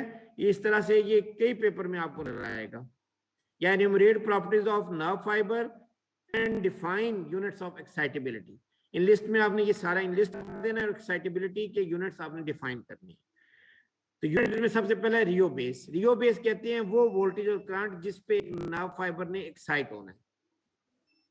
Rheobase is basically voltage, rheobase is voltage जिसपे नर्व फाइबर एक्साइट होगा। जितना टाइम लगा आपको वो वोल्टेज देने में, थ्रेशोल्ड स्टिमुलस देने में, उस टाइम को कहेंगे यूटिलाइजेशन टाइम, कि इतना टाइम यूटिलाइज करके ये नर्व एक्साइट हुआ। जो आपको नहीं पता, एक नर्व फाइबर ने फॉर एग्जांपल 2 मिली वोल्ट पे एक्साइट होना था, आपने उसको करंट देना शुरू किया 0.5, फिर 1, फिर 1.5, फिर आपने जब 2 दिया तो वो एक्साइट हो गया। जो जितना टाइम लगा आपको 2 मिली वोल्ट का करंट देने में, उसको आप कहते हैं यूटिलाइजेशन टाइम, ठीक है जी। अब तीसरा यूनिट है क्रोनेक्सी। अक्सर बच्चे ये कंफ्यूज करते हैं कि क्रोनेक्सी क्या है। क्रोनेक्सी इज टाइम पीरियड, दोबारा बोल रहा हूं, क्रोनेक्सी इज टाइम पीरियड, ये बात ध्यान में रखना, it is not voltage. Chronaxie time period है, वो टाइम पीरियड जिसमें आपकी रियो बेस डबल हो गई, नर्व एक्साइट हो गई, ठीक है। नर्व जब एक्साइट होगी जाहिर बात है उसकी इंटेंसिटी उसकी बढ़ेगी, स्पीड बढ़ेगी, वोल्टेज भी बढ़ती जाएगी। जितने टाइम, फॉर एग्जांपल एक फाइबर एक्साइट हुआ था 2 मिली वोल्ट पे, कितना टाइम लगा, जो अब वो एकदम से आपने टाइम नोट, आपने उसकी वोल्टेज नोट की तो वो 4 मिली वोल्ट पे पहुंच चुका था। कितना टाइम लगा उसको 4 मिली वोल्ट तक पहुंचने के लिए, उसको आप कहते हो ये क्रोनेक्सी है। This time period is known as chronaxie, जितने टाइम में आपकी रियो बेस डबल हो गई, ठीक है जी। अब हम इसको पढ़ते हैं और इसका ग्राफ भी देखते हैं, फिर आगे conductivity, all or none law, refractive period पढ़ेंगे। Excitability, when a threshold stimulus is applied, nerve fibre become excitable. 2 factors are required, एक तो वोल्टेज है, दूसरी इंटेंसिटी है। लो वोल्टेज होगी तो ज्यादा टाइम लगेगा थ्रेशोल्ड पे पहुंचने के लिए, और हाई वोल्टेज होगी तो कम टाइम लगेगा। इसके units of excitability, rheobase, utilisation time, chronaxie. Rheobase is actually the voltage और strength of stimulus which is required just to excite the tissue, जिसपे टिश्यू ने एक्साइट होना शुरू किया, फॉर एग्जाम्पल एक नर्व फाइबर की जो रियो base 1 milli volt है, आपने देखा एक नर्व फाइबर 1 मिली वोल्ट पे एक्साइट हो रहा है, तो this is the Rio base of nerve fibre. ये एक्साइटेबिलिटी का यूनिट्स का पहला पॉइंट है, रियो बेस।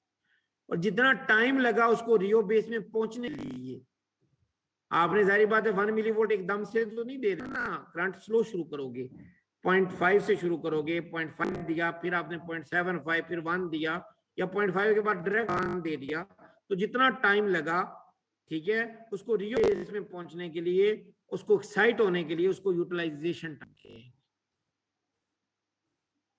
तीसरा पॉइंट है क्रोनेक्सी, तीसरा यूनिट एक्साइटेबिलिटी का chronaxie. Chronaxie is a time, chronaxie is a time for which a stimulus double the rheobase when light. ठीक है, जब आपने एक स्टिमुलस थ्रेशोल्ड स्टिमुलस दे दी और रियो बेस हो गई, उसको वोल्टेज मैक्सिमम मिल गई और एक्साइट हो गई, तो कितना टाइम लगा वो रियो बेस डबल होने में,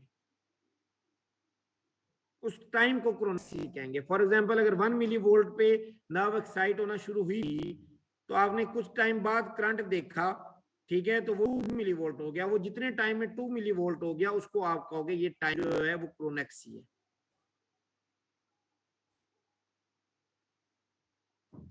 इसको समझ नहीं आई मजीद में अभी ग्राफ, ये तो खैर नजर आपको नहीं आ रहा होगा, ये वाला ग्राफ ले लेते हैं। ये स्ट्रेंथ ड्यूरेशन कर्व है, ये जो ग्राफ है, यहाँ पे पहले ये डेफिनेशंस किसको समझ नहीं आई, फिर मैं इस ग्राफ के हिसाब से आपको बाद में समझा दूं। सर क्रोनेक्सी रिपीट करें दोबारा। क्रोनेक्सी बेटा वो टाइम पीरियड जिसमें रिबेस ने डबल होना है। हर नर्व फाइबर, फॉर एग्जांपल हर नर्व फाइबर का रियो बेस डिफरेंट है। कोई नर्व फाइबर 1 मिली वोल्ट पे एक्साइट है, को 2 पे हो रहा है, और उसका टाइम पीरियड है फॉर एग्जांपल 2 सेकंड के बाद वोल्टेज डबल हो जानी है, तो वो जो 2 सेकंड, दिस इज कॉल्ड क्रोनेक्सी। इसकी सिग्निफिकेंस क्या है, आप कहोगे हम ये क्यों पढ़ रहे हैं, तो इसकी सिग्निफिकेंस ये है कि न्यूरो सर्जरी क्या है, surgeon before surgery nerve fibre का रियो बेस क्रोनेक्सी चेक करते हैं, खासतौर पे क्रोनेक्सी चेक करते हैं कि एक नर्व फाइबर एक्साइट हो रहा था for example 1 millivolt current पे, ठीक है, वो उसकी रियो बेस थी और उसका टाइम लगा था 0.1 सेकंड में, वो ये यूटिलाइजेशन टाइम था। फिर उसने देखा कि उस नर्व फाइबर का जो वोल्टेज है वो डबल कितने टाइम में हो रहा था, फॉर एग्जांपल वो 0.2 सेकंड में हो रहा था, मिली सेकंड में हो रहा था, ठीक है, तो उसने वो नोट कर लिया। सर्जरी के बाद अपनी सर्जरी को चेक करने के लिए कोई नर्व फाइबर डैमेज तो नहीं हुआ, उसको दोबारा उसने एक्साइट किया और उसका क्रोनेक्सी और रियो बेस चेक किया। अगर तो वो उतने टाइम में दोबारा वो क्रोनेक्सी अचीव कर रहा है, उसी टाइम पीरियड है, वही टाइम पीरियड जिसमें वो डबल हो रहा है, तो सर्जरी सक्सेसफुल है। अगर वो नहीं है तो कहीं प्रॉब्लम आ गया, नर्व फाइबर की इंजरी हो गई है।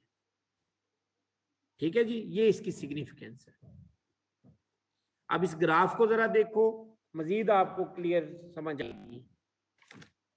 ये टाइम है जी, ठीक है, मिली सेकंड के अंदर, और ये वोल्टेज है 0.7, 1.4, 2.1। आप इसको अपनी मर्जी से 0.5, 1, 2, 3, 4 इस तरह पॉइंट में भी लिख सकते हो। अगर इन्होंने 0.7 को है तो आप 0.5, क्योंकि आपको उस कंसेप्ट क्लियर होना चाहिए, 0.5, 1, 1.5, 2, 2.5, 3 तक आप बना लो, ठीक है। लेकिन अगर इसी को ऐसे ही फॉलो करना है तो 0.7, 1.4 इन्होंने इस तरह से इसको फॉलो किया हुआ है। और ये जो मिली सेकंड के अंदर टाइम दिया हुआ है 0.2, 0.4, 0.6, 0.8, 1.0, 1.2 मिली सेकंड। अब आप ये देखो कि ये आपने यहां से उसको, ये जो ग्रीन आपको नजर आ रहा है, यहां से आपने उसको वोल्टेज देना शुरू की फाइबर को, ठीक है, यहां से आपने उसको वोल्टेज देना शुरू की। अब आपने देखा कि जब आप 0.5 पे पहुंचे, जैसे ही आप 0.5 वोल्टेज आपने पहले चेक कर रहे थे, आपने 0 वोल्टेज से शुरू किया, फिर 0.25 दिया, फिर जैसे ही आपने 0.5 वोल्टेज दी, नर्व एक्साइट होना शुरू हो गई, ठीक है। यहां आप अपनी आसानी के लिए 1 भी लिख सकते हो, ठीक है, कि 1 मिली वोल्ट पे वो एक्साइट होना शुरू हो गई, ठीक है। यहां से आपने उसको करंट देना शुरू किया 0.5 से, और 1 से वो एक्साइट होना शुरू हो गई। जैसे ही वो एक्साइट होना शुरू हुई, इस वोल्टेज को आप कहोगे, ये जैसे 0.7 से ले होगी 0.5 वोल्टेज जो है ये रियो बेस है। 0.5 वोल्टेज इज रियो बेस। कितना टाइम लगा उसको इस रियो बेस पहुंचने के लिए? 1.5 से आपने उसको देना शुरू किया, 1 वो एक्साइट हो गई, यानी कि 0.2 मिली सेकेंड के अंदर एक नर्व आपकी एक्साइट हो रही है। This 0.2 millisecond is known as utilization time, और वो वोल्टेज जिसमें वो एक्साइट हुई it is called rheobase. फिर अब नर्व एक्साइट हो गई, ठीक है, एक्साइटेशन उसकी शुरू हो गई, तो फिर आपने कुछ टाइम के बाद देखा कि वो आपकी 0.5 पे हो रही थी और वो 1 मिली वोल्ट पे पहुंच गई। जैसे ही 1 मिली वोल्ट पे पहुंची, वहां आपने निशान लगा लिया और टाइम देखा, ये 0.2 है, ठीक है। 1.0 से वो चली थी और 0.2 से वो एक्साइट हुई, डबल हो गया रियो बेस। तो ये जो टाइम है यहां से लेके 1 से लेके 0.2 मिली सेकेंड तक, इस टाइम को क्रोनेक्सी कहेंगे। और ये जो टाइम है यूटिलाइजेशन टाइम है। 1.2 से लेके 1 तक यूटिलाइजेशन टाइम, 1 से लेके 0.2 जब वो रियो बेस उसकी डबल हुई, दिस इज कॉल्ड क्रोनेक्सी, और this voltage is known as rheobase, और ये रियो बेस का डबल।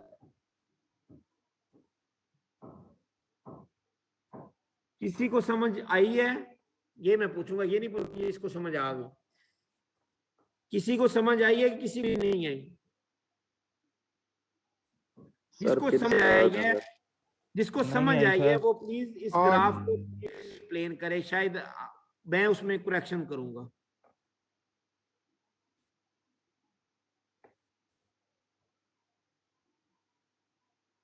जी एहसन अली, समझ आई है? समझा दें सर मैंने कहा। अच्छा, आपने कहा समझा दें। जिसको समझ आई है पहले वो समझाए एहसन को। सर मुझे समझ आई है। सर चलो मैं बेटा समझाऊं? आप बोलो, आप बोलो, मैं साथ साथ करेक्ट करता जाऊंगा, कहीं कोई मसला होगा। जी बोलो। सर जो हमने ग्रीन एरो जहाँ पे शुरू होता है ना, हमने वहां पे उसको स्टिमुलेट किया था, हमने वहां पे वोल्टेज वहां से लगाई। हमने उसको स्टिमुलेट करना शुरू किया था, ठीक है, और थोड़ा सा हमने भी स्टिमुलेट किया। 5 पे जैसे ही पहुंचे, ये वोल्टेज है, 0.5 पे पहुंचे तो वो स्टिमुलेट हो गई। तो फिर आपने वोल्टेज देखी, जिस वोल्टेज में वो स्टिमुलेट हुई उस वोल्टेज को आप कहोगे रियो बेस। कितना टाइम लगा उसको स्टिमुलेट में? 1.2 से लेके 1 तक, या इवन 1.1 से 1.1 मिली सेकेंड के अंदर वो स्टिमुलेट हो गई। ये टाइम यूटिलाइजेशन टाइम था, ठीक है। 2 पॉइंट हो गए, रियो बेस और यूटिलाइजेशन टाइम। जी बेटा आगे चलो। सर उसके बाद जब हमने इंक्रीज करते तो वो लाइक स्टिमुलेट और होती गई, और फिर लाइक जब उसका डबल हो गया हम नहीं वोल्टेज का, इंक्रीज करेंगे बेटा, जब एक नर्व एक्साइट होती है तो उसमें वोल्टेज बढ़ती जाती है खुद ब खुद, ठीक है। एक्शन ट्रेवल करना शुरू कर देता है ना, तो वो वोल्टेज बढ़ती जाएगी। जब वोल्टेज बढ़ती जाएगी तो एक टाइम आएगा जब वोल्टेज वो रियो बेस के डबल हो जाएगी। उस वोल्टेज पे आप टाइम नोट करोगे, वो टाइम कहलाएगा क्रोनेक्सी, और वो हर नर्व फाइबर का डिफरेंट होता है। अगर सर्जरी के बाद भी ये इतना ही रहता है 1 से लेके 0.2 तक। फॉर एग्जांपल हमने एक नर्व ली जो कि पहले सर्जरी से पहले एक्साइट हो रही थी, उसका रियो बेस था 0.5, यूटिलाइजेशन टाइम था 1.1 मिली सेकेंड। क्रोनेक्सी उसकी थी ये वाली 0.2 से लेके 1 मिली सेकेंड तक, ठीक है। लेकिन आपने सर्जरी की और सर्जरी के बाद आपने देखा तो उसका ये टाइम पीरियड प्रोलॉन्ग हो गया, ठीक है। जो 0.2 था यहां पे जाके वो डबल हुई, ये है, और ये टाइम नोट किया तो इसका मतलब है गड़बड़ है, ठीक है। नर्व फाइबर में डैमेज हो गया है कोई चीज, या तो वो हाइपर एक्साइट हो गई है या वो हाइपो एक्साइट हो गई है। तो ये बेसिकली इसकी सिग्निफिकेंस है, which measure the excitability of tissue. More excitable the tissue lesser is the chronaxie. जितना टिश्यू ज्यादा एक्साइटेबल होगा उतनी ही क्रोनेक्सी उसकी कम होगी। Neurosurgeon assess improvement after neurosurgery. If cronexy become normal, it is satisfactory surgery, ठीक है। अब ये जो बेटा कर्व है ये आप सब ने बनाना है, आपके पास सिर्फ 5 मिनट है, और मैं इसको कहूंगा वो मुझे शो कराएगा अपना कैमरा ऑन करके। Unit excitability please. More excitability होगा उतनी ज्यादा उसकी क्रोनेक्सी होगी, क्या मतलब है इस बात? उसका कम होगी, बल्कि क्यों? क्यों होगी बेटा? वो इसलिए कि उसको कम टाइम लगेगा। अब यहाँ पे एक्साइट वो हो गया और वो बहुत एक्साइटेबल टिश्यू है, ठीक है, तो जल्दी जल्दी उसपे वोल्टेज बढ़ती शुरू हो जाएगी ना, तो वो यहीं पे उस डबल हो जाएगी, ठीक है। तो सर वो आपको ज्यादा जल्दी डबल हो रहा है। है तो सर डबल जल्दी हो रहा है ना, टाइम उसको लग रहा है, तो क्रोनेक्सी उसकी ज्यादा नहीं होनी चाहिए। बेटा क्रोनेक्सी टाइम पीरियड है, chronaxie is a time period not voltage. ठीक है सर। टाइम कम लगेगा, जितना एक्साइटेड इशू है वो जल्दी उतनी वोल्टेज में पहुंच जाएगा, यानी कि 1 मिली वोल्ट पे उसने एक्साइट होना था, हुआ है वो, और वो एक्साइटेबल टिश्यू है, तो वो जल्दी से ऊपर उसकी डबल हो जाएगी ना करंट, वो में एक्साइटेबिलिटी ज्यादा है, तो टाइम कम लगा है उसको डबल होने में। प्लीज आप अपना अपना एक पेज निकालो और इसको जरा लिखो, इसको बढ़ाओ।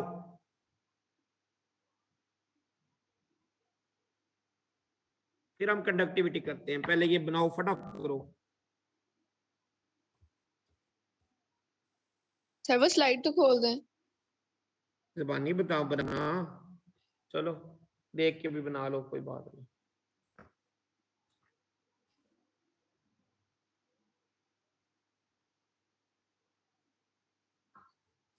मैं डॉक्टर फहीम को बता दूं 11:15 क्लास को शुरू करेंगे।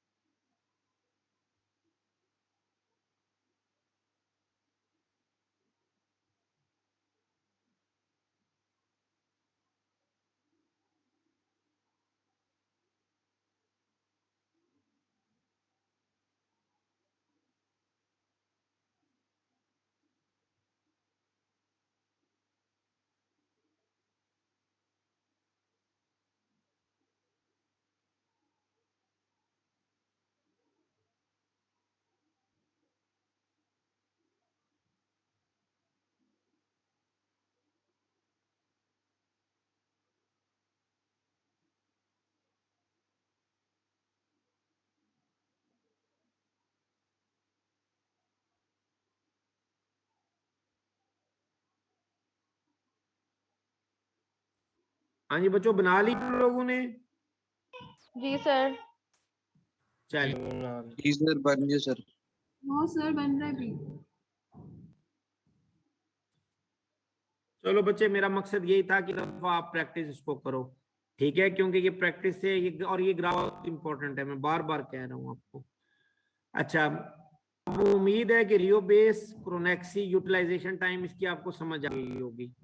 रियो बेस वो वोल्टेज है जिस पे नर्व ने एक्साइट होना है। जब नर्व एक्साइट हो जाता है, जाहिर बात है उसमें वोल्टेज बढ़ती जाती है, जो ज्यादा एक्साइटेबल होगा वो उसकी क्रोनेक्सी ज्यादा कम होगी, बेटा उसको कम टाइम लगेगा डबल होने में, रियो बेस के डबल होने में, ठीक है। यूटिलाइजेशन टाइम वो टाइम है जिसमें रियो बेस अचीव आप करते हो।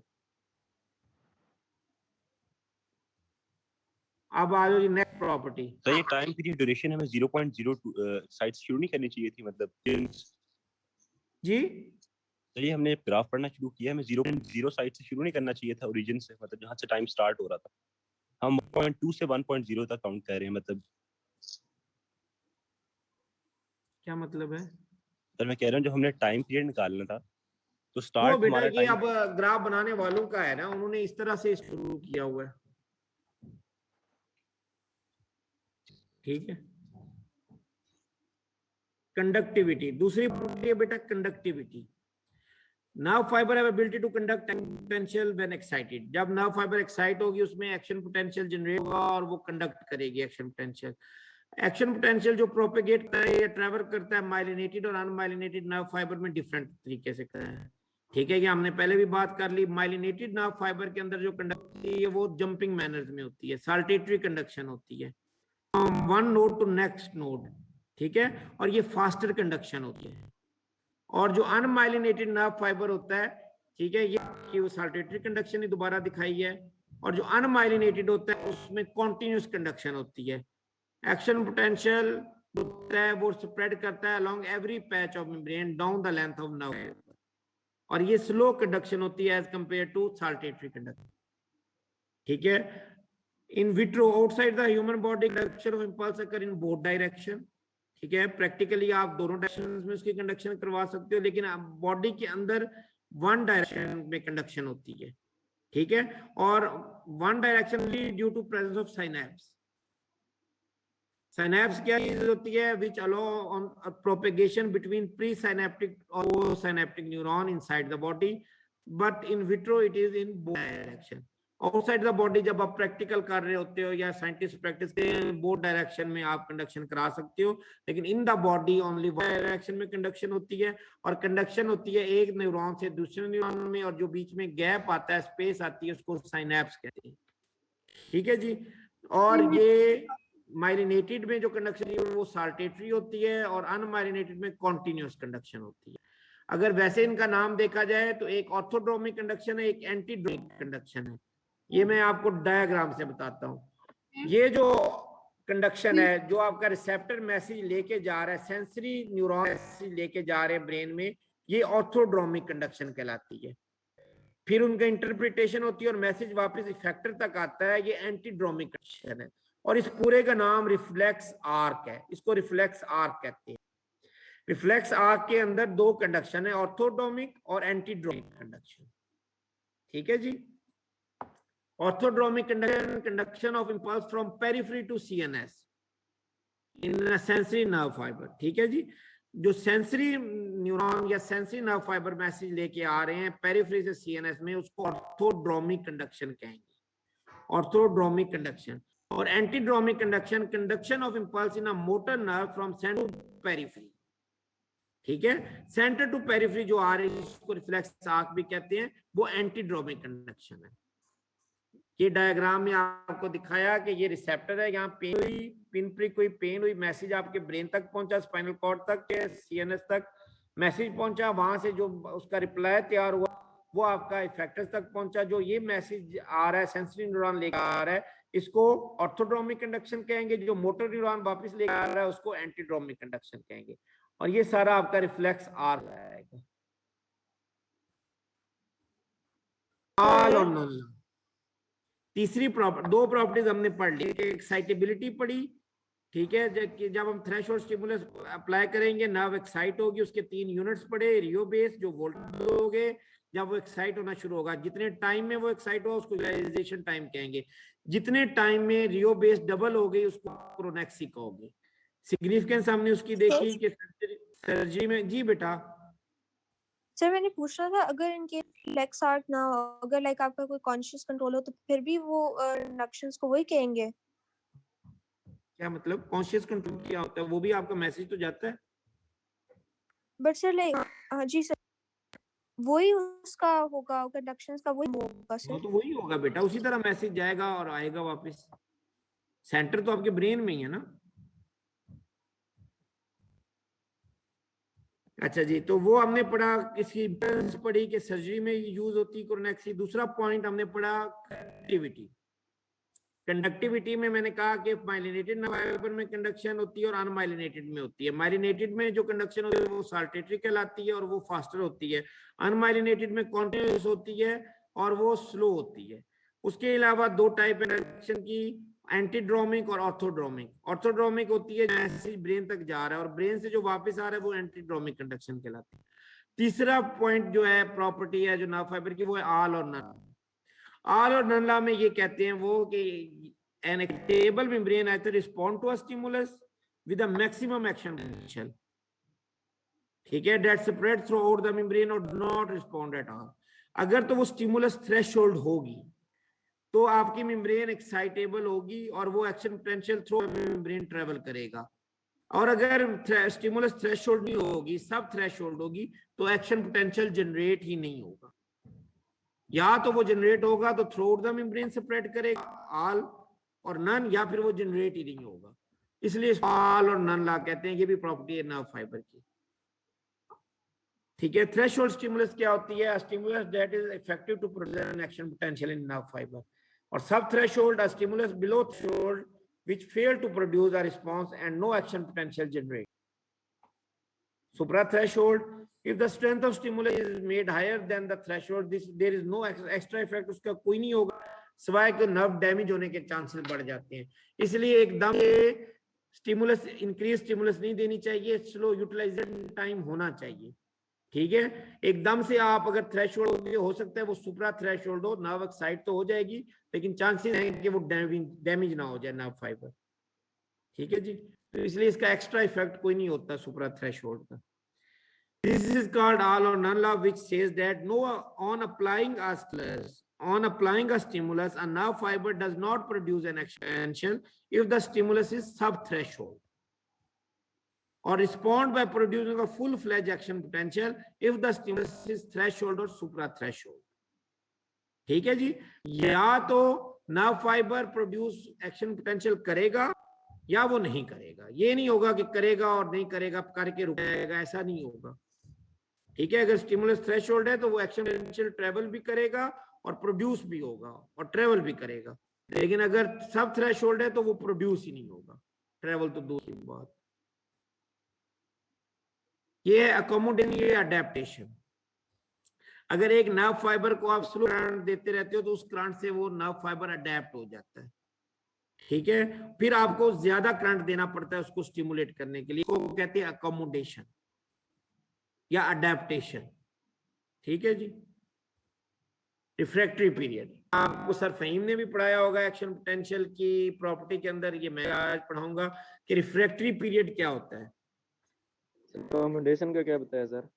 अकोमोडेशन का बेटा ये बताया है कि नर्व फाइबर को करंट अगर देते रहोगे, स्लो स्लो करंट देते रहोगे तो नर्व फाइबर एडप्ट कर लेगा उस करंट को, फिर आपको ज्यादा करंट देना पड़ेगा उसको दोबारा एक्साइट करने के लिए।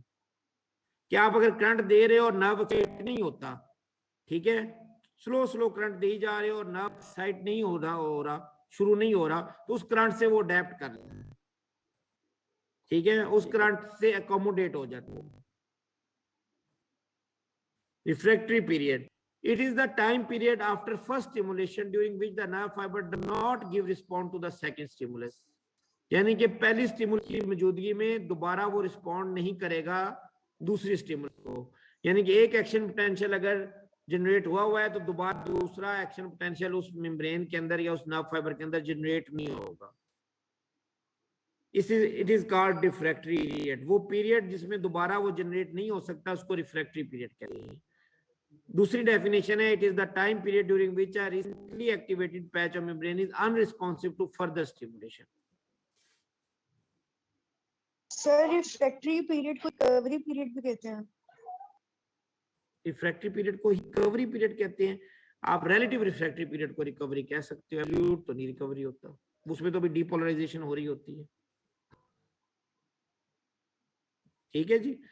Shortly after action potential is initiated, जैसे ही एक्शन पोटेंशियल स्टार्ट होता है सोडियम चैनल्स इनएक्टिवेट हो जाते हैं। No amount of excitatory signal apply to this channel at this point will open the inactivated gate. आप जितना मर्जी है उसको एक्साइटेटरी सिग्नल देते हो, दोबारा वो ओपन नहीं होते।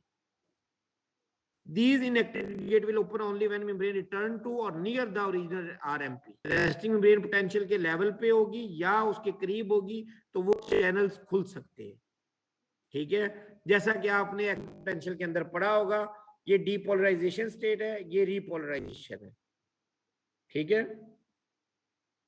बेटा। एक मिनट जरा होल्ड करना।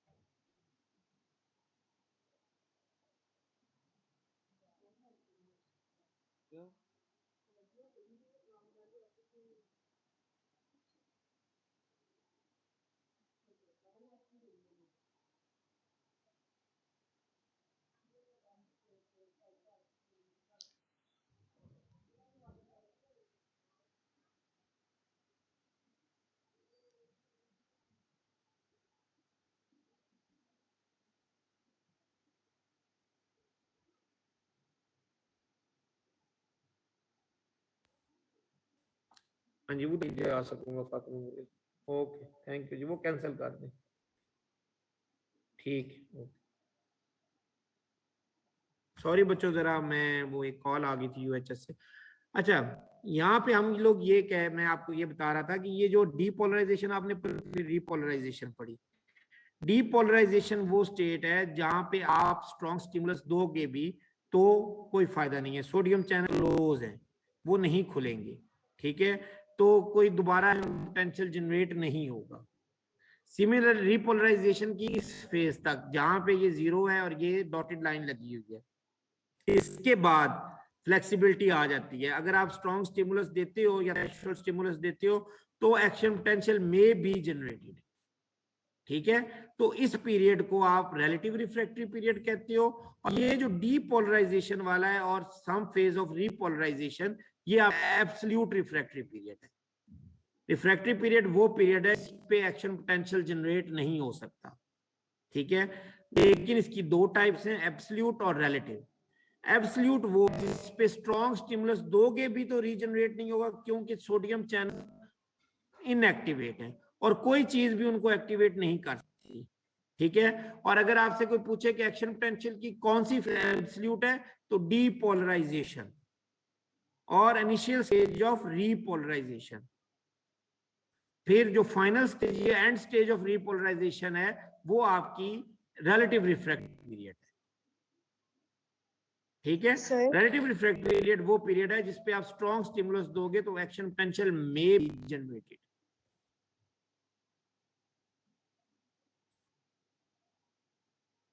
समझ आ गई? सर एक स्टेट होती है हाइपर पोलराइजेशन, वो कौन सी स्टेट होती है? वो मतलब वो एक्टिव होगी या नहीं होगी? वो कौन सा हाइपर रिपोलराइजेशन कह रही हो? हाइपर रिपोलराइजेशन भी बिल्कुल रिलेटिव में आएगी। वो हाइपर पोलराइजेशन स्टेट भी आती है जिसमें सोडियम का आउटफ्लक्स आई गेस ज्यादा हो जाता है। बेटा मेरा आपको जो ये वो हाइपर रिपोलराइजेशन एक अलग चीज है, स्पाइक, वो आपको सर फहीम डिटेल में उसको बताएंगे। वो अगर आएगी हाइपर रिपोलराइजेशन होगी तो वो आपकी रिलेटिव रिफ्रैक्टिव पीरियड में आएगी, ठीक है। अब ये डेफिनेशन देख लो, एब्सोल्यूट और relative. Absolute time period when a recently activated patch of membrane is completely unresponsive to further stimulation, or time period during which a second action potential can be produced only by triggering event that is higher than the threshold, तो उसको आप relative refractive period कहोगे। अगर आप threshold stimulus से ज्यादा या threshold वो स्ट्रॉन्ग स्टिमुलस अप्लाई करते हो तो may be action potential generated, ठीक है, उसको रिलेटिव रिफ्रैक्टिव पीरियड कहते हैं। और उसकी भी कुछ शराइत हैं। उसकी शराइत हैं कि आपका जो डीपोलराइजेशन वाली फेज है, इसमें जितना मर्जी स्ट्रॉन्ग अप्लाई करते रहो कोई फायदा नहीं। Even initial phase of repolarization में भी कोई फायदा नहीं। क्यों? क्योंकि सोडियम चैनल जो है वो इनएक्टिवेटेड है। No amount of excitatory signal applied to this channel, this point will open the inactivated gate. ये पॉइंट है, ये इसकी आपको क्लैरिफिकेशन है। Inactivated gates will open only when the membrane return to or near the original RP level. जब वो near to होगी और at the level of RMP वो होगी, resting membrane potential के level पे होगी, या near होगी तो आप relative refractory period produce कर सकते हो, ठीक है। किसी ने रिफ्रैक्टरी पीरियड के बारे में कुछ पूछना हो, ये वो टाइम पीरियड है जहां पे दोबारा एक्शन पोटेंशियल या नर्व दोबारा आप सिमुलेट नहीं कर सकते पहले एक्शन पोटेंशियल की मौजूदगी में। जो पहला आपका पैच मेम्ब्रेन का एक्टिवेट हुआ है उसकी मौजूदगी में दोबारा वो एक्टिवेट नहीं हो सकता। इसको रिफ्रैक्टरी पीरियड कहते हैं, पीरियड को रिफ्रैक्टरी पीरियड कहते हैं। ये दो टाइप का होता है, रिलेटिव और एब्सोल्यूट। एब्सोल्यूट वो होता है जिसमें आप बिल्कुल ही प्रोड्यूस नहीं करते किसी सूरत में, और रिलेटिव होता है कि आप प्रोड्यूस कर सकते हो। अब ये आप एक्शन पोटेंशियल जब देखते हो तो उसकी फेजेस होती हैं, डीपोलराइजेशन होती है, रीपोलराइजेशन होती है। डीपोलराइजेशन और इनिशियल रीपोलराइजेशन वो स्टेट है जो कि एब्सोल्यूट रिफ्रैक्टरी पीरियड है, ठीक है। और जो आपका बिल्कुल रेस्टिंग मेम्ब्रेन पोटेंशियल के लेवल पे आपका एक्शन पोटेंशियल आ जाता है और करीब होता है, जो कि एंड स्टेज ऑफ रीपोलराइजेशन है, तो वो आपका एब्सोल्यूट रिफ्रैक्टरी पीरियड नहीं है, वो रिलेटिव रिफ्रैक्टरी पीरियड है। उससे एक्शन पोटेंशियल जनरेट हो सकता है। और रीजन आपको मैंने बता दी ये वाली, क्यों? क्योंकि सोडियम चैनल इनएक्टिवेट होते हैं और वो इनएक्टिवेट होते हैं और वो कोई भी स्ट्रॉन्ग सिग्नल को ओपन नहीं कर सकता। ये इनएक्टिवेटेड गेट ओपन तभी होते हैं जब मेम्ब्रेन रिटर्न टू और near the original resting membrane potential level पे होगी, ठीक है। ये फेजेस हैं। आपको जो क्वेश्चन आएगा, define refractive period along with types, या आएगा draw diagram to show the refractory period. फिर उसमें आपने ये ग्राफ ड्रा करना है और इधर आपने लेबल करना है ये एब्सोल्यूट रिफ्रैक्टरी पीरियड है, ठीक है, जहां सोडियम चैनल क्लोज है। ये सारा आपने लेबल कर देना है एब्सोल्यूट रिफ्रैक्टरी पीरियड, और ये डॉटेड लाइन के नीचे आपने लेबल कर देना है रिलेटिव रिफ्रैक्टरी पीरियड, ठीक है जी। किसी ने यहाँ कुछ पूछना हो तो कुछ एक्शन पोटेंशियल में प्लेटिव भी होता है जी सर, कुछ एक्शन पोटेंशियल प्लेट होता है तो वो रिफ्रैक्टरी पीरियड का पार्ट होगा। प्लेटू तो होता है कुछ जो एक्शन पोटेंशियल होते हैं उसमें प्लेटिव भी होता है तो रिफ्रैक्टरी पीरियड का पार्ट होगा, तो वो रिफ्रैक्टिव का पार्ट ही होगा। प्लेटू वाला कह रहे हो ना बेटा, कार्डिक एक्शन पोटेंशियल आप आगे जाके पढ़ोगे कार्डिक मसल के अंदर प्लेटू जिसमें बनता है, वो बात कर रहे हो जी सर। वो बेटा वो भी आपका एब्सोल्यूट नहीं आएगा, उसमें भी दोबारा एक्शन पोटेंशियल जनरेट नहीं हो सकता। और उसमें पॉइंट रिफ्रैक्टरी पीरियड के और भी आप डिस्कस करोगे, cardiac action potential, smooth action potential, skeletal muscle action potential में थोड़ा थोड़ा फर्क भी है, ठीक है सर जी। डीपोलराइजेशन स्टेट में सोडियम चैनल्स होते हैं वो ओपन हो जाते हैं, यानी इनफ्लक्स ऑफ सोडियम होता है। तो एक दफा ना दोबारा तो नहीं, वो इनएक्टिवेट तो होते हैं ना बेटा, दोबारा तो नहीं आप उसको ओपन कर सकते, अनरिस्पॉन्सिव होते हैं वो सोडियम डीपोलराइजेशन फेज। एक दफा जब हो गया दोबारा नहीं होगा, जबकि दोबारा वो रेस्टिंग लेवल पे वापस नहीं आ रहे होंगे। एक्सक्यूज मी सर, सर आज के लिए सर काइंडली सर इतना काफी है सर, प्लीज। बेटे को अगले फिर पीर वाले दिन मैं इधर इंटरनल एग्जामिनर डीपीटी का, वो फिर डॉक्टर सादिया को मैं कहूंगा ये 15-20 मिनट में आपको रीजनरेशन पढ़ा देंगी। थोड़ा सा कंसेप्ट ले लो, बाकी वो फिर आगे आपको बता देंगी, क्योंकि अभी फहीम साहब का भी टाइम होने वाला है। बेसिकली नर्व रीजनरेशन में मैं सिर्फ ये आपको बताऊंगा कि कुछ मॉर्फोलॉजिकल और फंक्शनल चेंजेस होती हैं जब नर्व फाइबर की इंजरी होती है। ये स्टडी किया था वेलर ने, ठीक है, इसी का नाम वलेरियन डीजनरेशन है।